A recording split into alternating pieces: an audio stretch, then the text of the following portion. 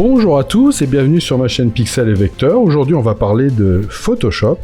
Et je vais donc vous montrer qu'il existe donc une méthode très moderne avec l'intelligence artificielle qui permettrait, je dis bien au conditionnel, qui permettrait de pouvoir remplacer le matériel qui est devant, là qui est on va dire du goudron. Je voudrais mettre autre chose, je voudrais mettre une sorte de béton, vous voyez, quelque chose un peu comme ça. Bon, alors si votre image est en basse définition, effectivement, cette nouveauté va vous intéresser.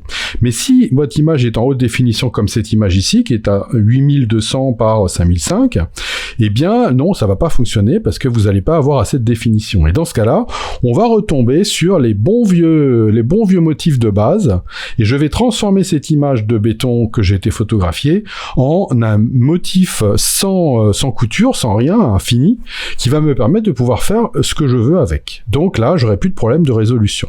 Donc on va voir ces deux possibilités-là. Alors donc la première possibilité, elle est très simple. Je suis sur mon arrière-plan ici, et ça consiste à dire que j'aimerais bien donc, avoir un matériau tout simple. Alors je pourrais peut-être créer un calque. Voilà, je vais créer un calque vide. Je vais faire une petite sélection, un petit A, et là, je vais aller lui dire que j'aimerais bien cliquer sur le petit bouton qui est tout à fait en bas ici. Vous voyez là, le petit bouton qui est là.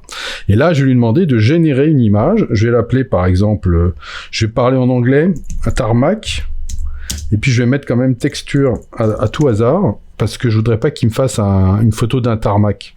Voilà, je vais le mettre en photo. Et puis pour l'instant, dans les effets ici, j'essaie de trouver quelque chose qui soit plutôt photo. Donc je regarde un petit peu dans tout ce qu'il y a là. S'il y aurait pas quelque chose, voilà, hyper réaliste, ça pourrait être pas mal ça. Voilà, je vais cocher ça. Mais vous voyez que là, déjà, rien que si vous changez un petit peu les styles, ça peut vous donner des... Ah, là j'ai un truc photographie. Alors je vais peut-être plutôt prendre photographie. Je sais pas pourquoi il y en a deux. Photographie commerciale, on va prendre celui-là. Ok, on va plutôt prendre celui-là, et je vais générer. Et vous allez voir que ça va me générer 3 variantes, et on va voir qu'est-ce que ça me donne. Alors, là, je vous le dis tout de suite, ça va me donner des choses que je ne peux pas maîtriser, voilà. Bah, c'est bien ce que je pensais, mais vous voyez que, celle-là, elle est déjà un peu plus intéressante. Et puis celle-là, pareil, elle est pas forcément comme je la veux. Donc en fait, ce que je vais essayer de faire, vous voyez qu'ici j'ai mon petit menu maintenant qui est apparu ici, qui est intéressant. Si vous le trouvez pas, vous pouvez aller dans Fenêtre et faire barre des tâches contextuelles. Voilà. Et là, qu'est-ce que je vais faire? Vous voyez qu'à côté de mon tarmac texture, j'ai un petit bouton qui est apparu. Et ça va me permettre de mettre une image de référence. Donc je vais cliquer sur le petit bouton, il me dit, est-ce que vous voudriez mettre une image à vous qui vous permettrait d'orienter un petit peu l'intelligence artificielle? Oui. Choisir une image, et je vais aller choisir l'image de béton que j'ai photographiée. Voilà. Là, je mets cette image-là, ok.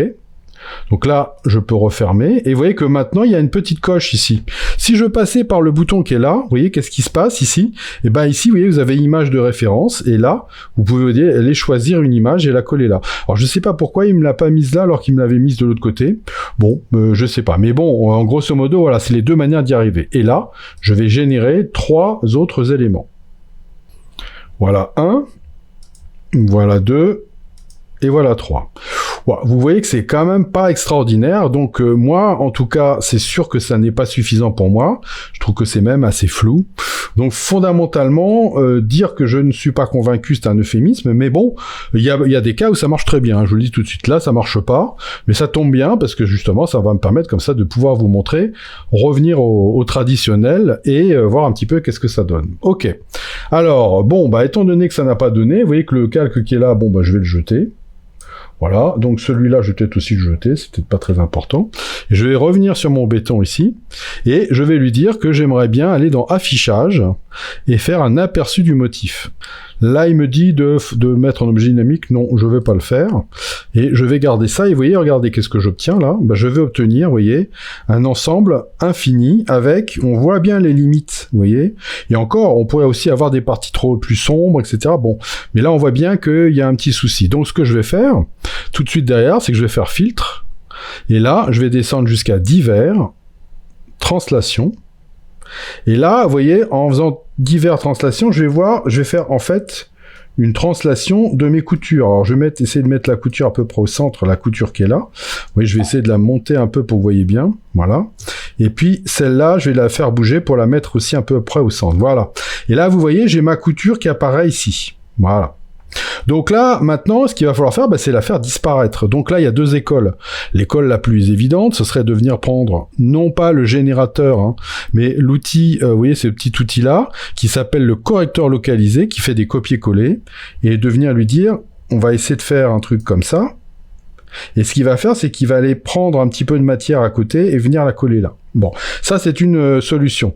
Moi, personnellement, je préfère prendre carrément un tampon, et venir travailler au tampon, voilà, et venir, vous voyez, mettre comme ça, vraiment faire supprimer, mais vous voyez, vraiment essayer de mettre quelque chose qui va être beaucoup plus aléatoire, vous voyez, parce que je vais aller prendre de la matière à plusieurs endroits, voilà, là, vous voyez, je voudrais enlever le trait, voilà, donc... Bon, moi je vais aller assez vite parce que c'est pour des raisons de tutoriel.